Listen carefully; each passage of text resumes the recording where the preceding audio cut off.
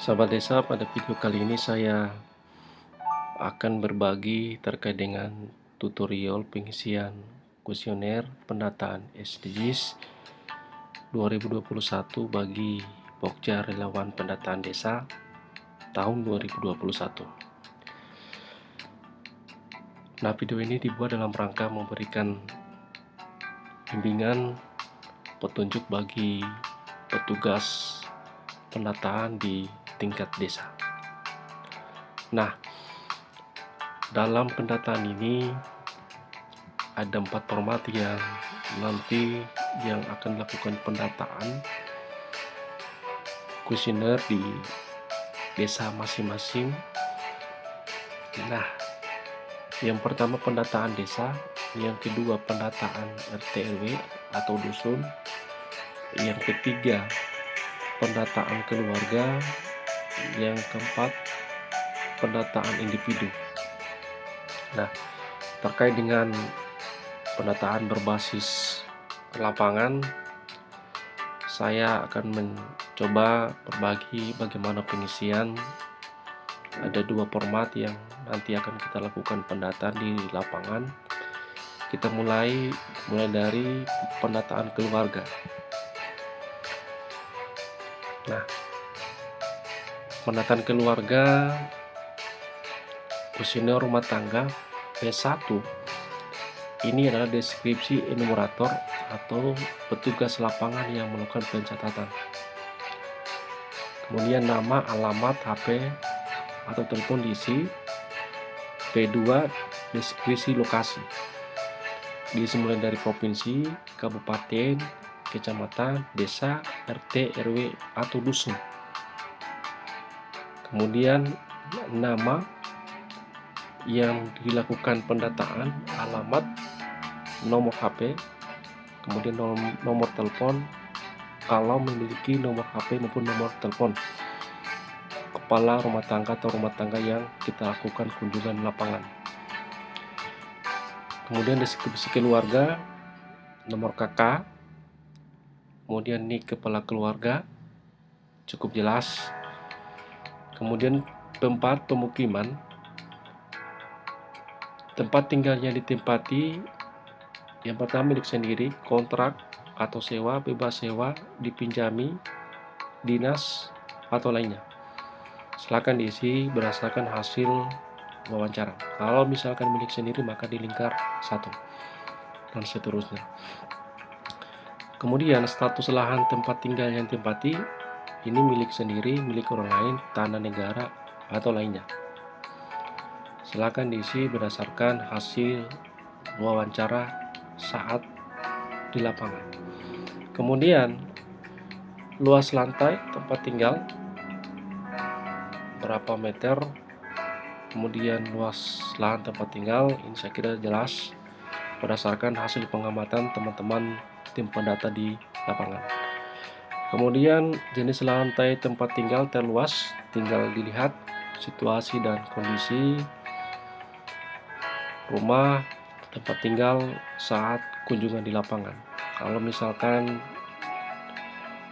di rumah bahwa lantainya marmer, maka kita lingkar marmer dan seterusnya.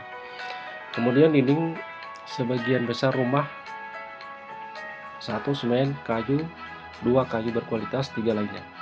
Ini disesuaikan dengan hasil kunjungan di lapangan atau di rumah.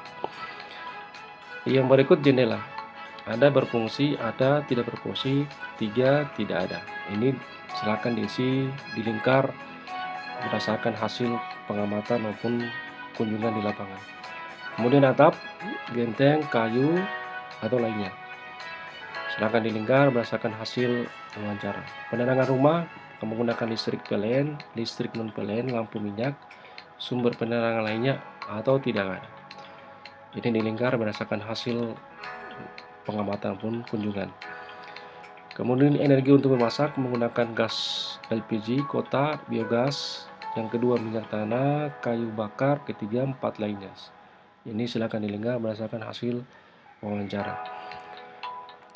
Kemudian Jika menggunakan kayu bakar untuk memasak, sumber kayu bakar dari mana? Pembelian, 2 diambil dari hutan, 3 diambil dari luar, 4 lainnya. Silakan dilingkar berdasarkan hasil wawancara. Kemudian tempat pembuangan sampah tidak ada. 2 di kebun, sungai, drainase. 3 dibakar. 4 tempat sampah. 5 tempat sampah diangkut reguler. Ini diisi berdasarkan hasil wawancara. Fasilitas MCK 1 sendiri, 2 berkelompok, 3 MCK umum, 4 tidak ada. Silakan dilingkar berdasarkan hasil wawancara. Kemudian sumber air mandi terbanyak dari ledeng, perpipaan berbayar, air isi ulang kemasan, yang kedua perpipaan, yang ketiga mata air, 4 sungai, danau, embung, tada, air hujan lainnya. Silakan dilingkar, ini berdasarkan hasil pengamatan di lapangan. Kemudian fasilitas buang air besar, ini 1 jamban sendiri, 2 jamban bersama, 3 jamban umum, 4 lainnya. Ini silakan dilingkar berdasarkan hasil pengamatan atau hasil wawancara. Sumber air minum terbanyak dari pertama ledeng, perpipaan terbayar, air isi ulang kemasan, kemudian mata air, sungai, danau, embung, 4 tada air hujan atau lainnya. Silakan dilingkar berdasarkan jawaban dari responden.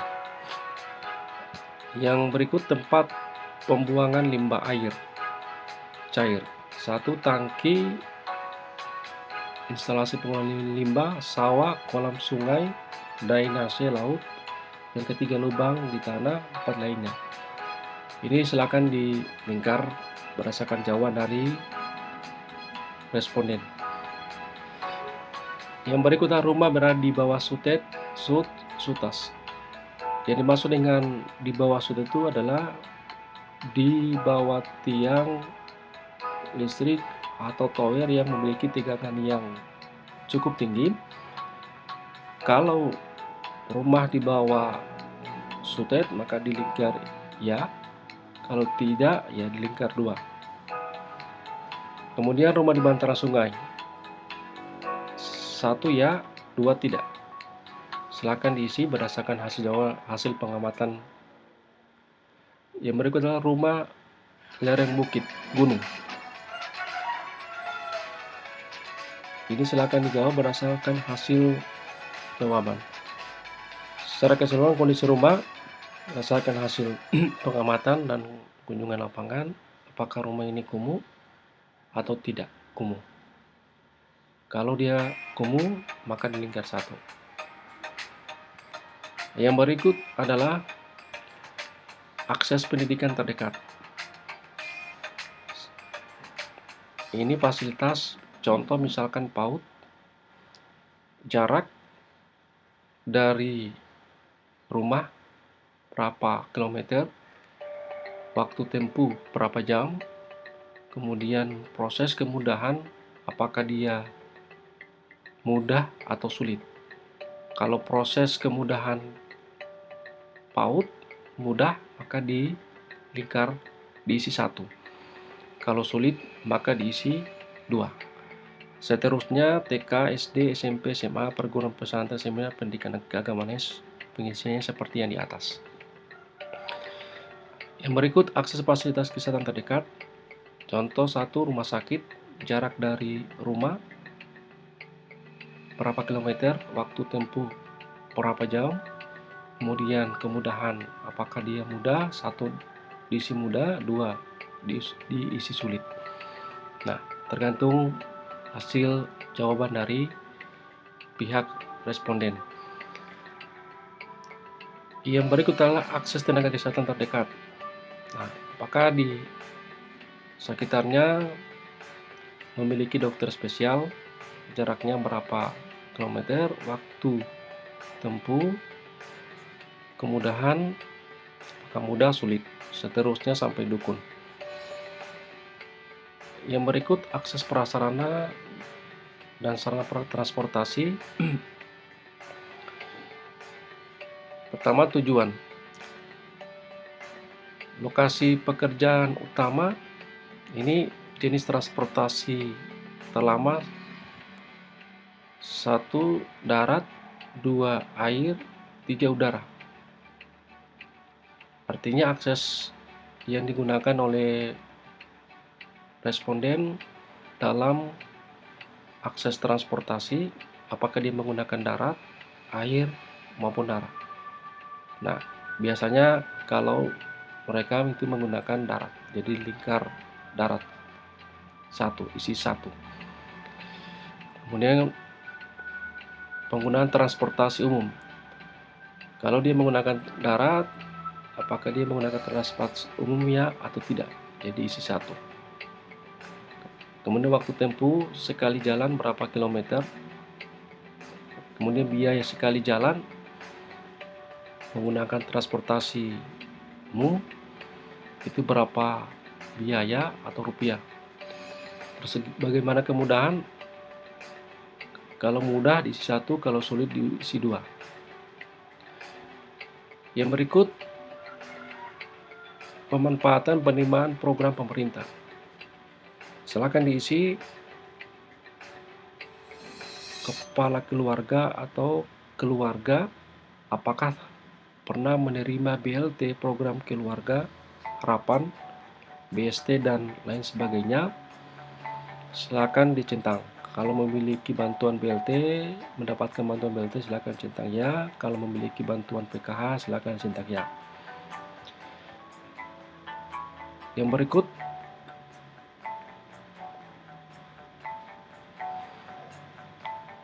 kuesioner individu.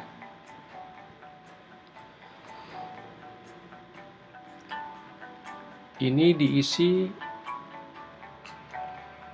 nomor kartu keluarga, NIK, nama, jenis kelamin, tempat tanggal lahir, status pernikahan, agama, suku bangsa, warga negara, nomor HP, nomor WhatsApp, email pribadi, Facebook pribadi, alamat Twitter pribadi, alamat Instagram pribadi.